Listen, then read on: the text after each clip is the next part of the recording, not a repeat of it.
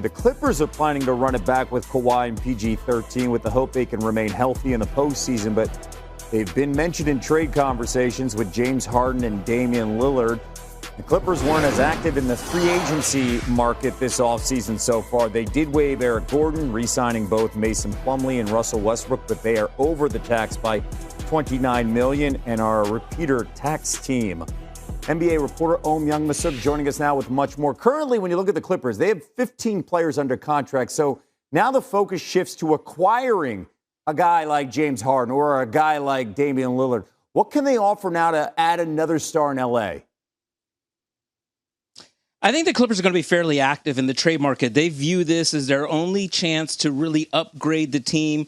They have made it very clear that they are going to maximize around Paul George and Kawhi Leonard. In order to upgrade around them, then they got to be active and try to land a James Harden or Damian Lillard.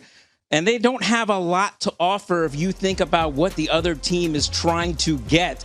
So the Clippers have expiring contracts and like Marcus Morris Sr., Robert Covington, Nick Batum. Maybe they have a young up-and-coming scorer they can offer like Norm Powell, Ivica Zubac, a young big man. I think they want to hold on to young prospects like Terrence Mann and Brandon Boston Jr., but we'll see what the price is going to be for like a James Harden or for like a Damian Lillard. Certainly, I think the Clippers understand that the window around Kawhi and Paul is shrinking for a championship. This is actually the four-year anniversary. Late at night, whether you were on the East Coast or if you were on the West Coast, it was the 5th.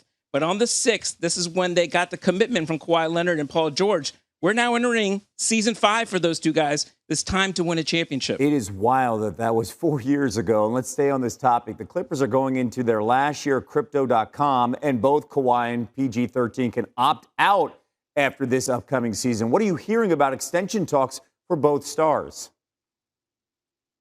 Paul George is eligible for an extension this month, and then Kawhi in September. I asked Lawrence Frank, with as restrictive as the new CBA is going to be for a team like the Clippers, that is a luxury tax-paying team, and it is very punishing for teams like that. Do you have to watch the amount of years that you are going to give for a Kawhi Leonard and Paul George, where normally superstars like that always get extended to max extensions? And he said, we're going to have some hard conversations and truthful ones. And then when the time comes, we're going to deal with it. To me, that means they do kind of have to watch it, because the Clippers are walking a fine line here of trying to contend in this small window left for Paul George and Kawhi Leonard, but also entering their new building for Steve Ballmer with young prospects and a competitive team. And I don't think they want to be caught with a very tough contract that is on their franchise roster and payroll for years to come heading into that new arena. And the big question is, are you available? Kawhi and PG-13 have played only 41% of regular season and playoff games since 2019.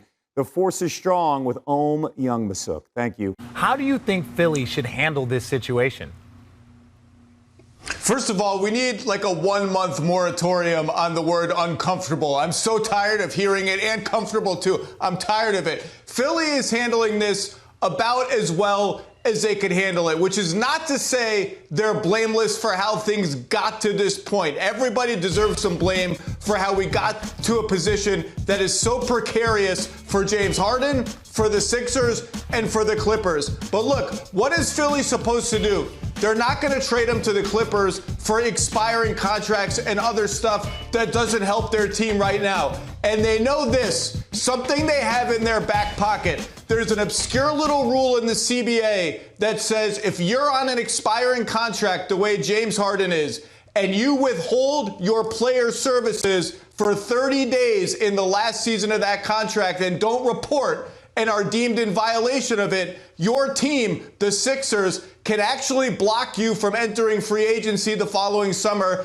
and signing anywhere else. So Philly is betting we're going to wait out the Clippers and hope they get desperate, and we're going to wait out James Harden and bet on him reporting because he knows that rule, or his agents do, and he's a little bit scared of it. But the downside of that is we've seen James Harden report unhappily before. We've seen him loaf through games unhappily before. And that James Harden, even if he's present, even if he's fulfilling his contract technically, ain't helping Joel Embiid either. And Joel Embiid is still the most important name in this entire discussion, because if this thing breaks down in Philly, all the vultures are going to start circling, trying to get the MVP out of Philadelphia. I think all three parties here, James Harden, the Sixers, and the Clippers, who are sort of ancillary to this, are in a very precarious position, and this could be kind of a drama that unfolds for a little while. Now, look, make no mistake, he could have signed a contract before, but he decided to opt in to that contract, which complicated a lot of things. I think there's a big story. Welcome back to NBA Today. I'm Richard Jefferson, along with Chanae and Ramona, and now our guy Tim Bontemps joins us. And yes, Perk is still here, but yesterday, Daryl Morey proclaimed that he will not move James Harden for any deal that would not bring back, quote, a top running mate for Joel Embiid this season, and insisted that his plan is for the Sixers to be contenders this season without mortgaging their chances for the following one. So basically, the Sixers have two guys owed guaranteed money in the fall of 2024, Joel Embiid and PJ Tucker. So what could Morey spend all of that extra sweet salary on? Well, look, next year's free agent class could be loaded with options. There's 4 LA stars. You got LeBron, AD, Kawhi, Paul George. They all have player options. You got Pascal Siakam and OG Anunoby. They are 2 cornerstones in Toronto. They may be available. And there's plenty more all-star vets whose names will come up.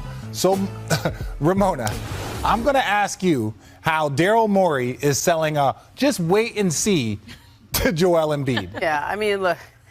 I've heard this whole, we got 2 max free agent spots available. Like, you've heard a lot of teams say that. Most of the guys on the list won't get to free agency because they'll sign extensions this summer or before they even get close to free agency. But in this new NBA, with the new CBA that is about to kick in next offseason, there will be a lot of teams and a lot of players that will be available via trade into cap space that you would never even dream of. But this is about, we've already seen some trades where you go, huh, he went for what? What did they give up? You're going to see a lot of players that might become available. And so the risk that the Sixers are taking here is that they can find a great player to play alongside Joel Embiid if it's not going to be long-term James Harden, or if it's not going to be long-term Tyrese Maxey. Tyrese Maxey, they fully want him to be on the team for a long time, but they haven't done his extension yet because they're trying to preserve that cap space. And so as we go forward in this new NBA, we're going to say this all the time, cap space might be the most valuable thing that a team can possess, and the Sixers are holding on to that. What that meant this offseason, though, was that they weren't doing deals beyond 1 year. That's why you see Patrick Beverley come there on a 1-year minimum. That's why you see Montrezl Harrell resign there on 1 year. But it's because of they're hoarding this cap space for next year that they're a little thin for this year. Now, I want to get to you.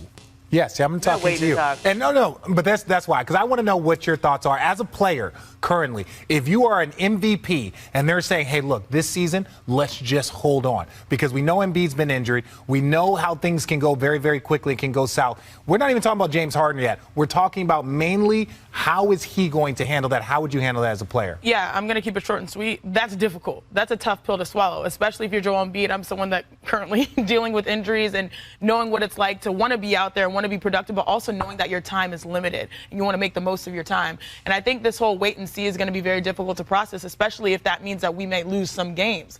Meaning, for the last 5 seasons, the Sixers have had at least 49 wins. Typically, they get over 50 wins a season. And so, yeah, maybe James is feeling some type of way, or however the situation comes. What does that mean in wins and losses? And what does that mean? I mean, he feels good, Joel, because he got MVP. That's something he was working for. But he's also someone that wants to win right now. He'll be 30 next March. Exactly. And he wants to capitalize on these next few years, because if you know you've dealt with Knicks and Knacks, you want to make the most of every season. This is something I'm feel to my soul personally.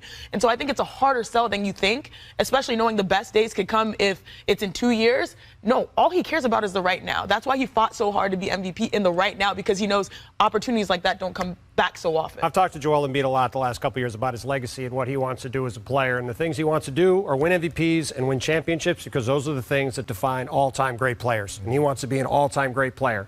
Obviously, as Chanae said, he got that MVP. But 2 years ago, he had to wait most of the season to see what was going to happen with Ben Simmons. Obviously, that eventually became James Harden, but that was sort of a wait-and-see year in total, right? And now you're going into a second year in 3 where the Sixers are essentially saying, we have a chance to be a really competitive team, but we're going to wait and see what we can do a year from now. To me, as an incredibly high-risk, high-reward strategy, maybe it will work out and they'll be able to get guys next summer. But if they don't, I think we could very well be looking at a situation like the one Damian Lillard is in, where he looks around and goes, what am I doing on this team that is not where I want it to be from a competitive standpoint, and I need to look around and survey my options as I get to my age 30 season, and I want to go win championships. That is going to be the conversation we're having all season long. That's why we've talked about it the last 3 days on the show, and it's not going to go away until we are confident, and Joel Embiid is confident, the Sixers have a team that can compete for championships for the foreseeable future. And that is not the case today.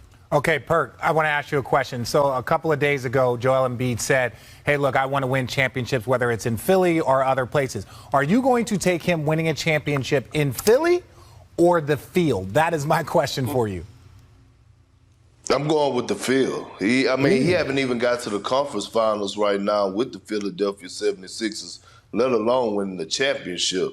But I'm taking the field. Can you imagine Joel Embiid with a Jalen Brunson and maybe a R.J. Barrett? I mean, he just need another superstar on the side of him that's going to be reliable from time to time. And we keep talking about, where guys may end up and things to that nature. Again, Joel Embiid just wants to win. He got his MVP. He wants to get a championship. I'm going with the field. There's too many other teams out there with too many bona fide stars and superstars that he could go pair up with and get his championships. All right. I see it. Shanae, are you taking Philly or the field? Oh, I'm taking the field. And it's funny because, Herb, you talked about the Knicks. Why do you say I am? Because it's safer, right? Well, you talk about the Knicks. Don't we always talk about how he always goes off in the Garden?